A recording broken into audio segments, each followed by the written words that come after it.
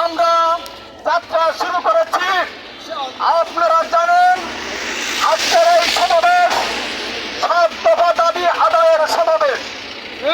এই সমাবেশের মাধ্যমে আমরা দেশবাসীকে জানিয়ে দিতে চাই, আগামীর বাংলাদেশ জামাত ইসলামীর বাংলাদেশ, আগামীর বাংলাদেশ দাঁড়িপাল্লা মার্কার বাংলাদেশ। আমরা এই সমাবেশের মাধ্যমে জানিয়ে দিতে চাই, আগামী যে জাতীয় সংসদ নির্বাচন অনুষ্ঠিত হবে, এই নির্বাচনে অবাধ, সুস্থ, নিরপেক্ষ ও শান্তিপূর্ণভাবে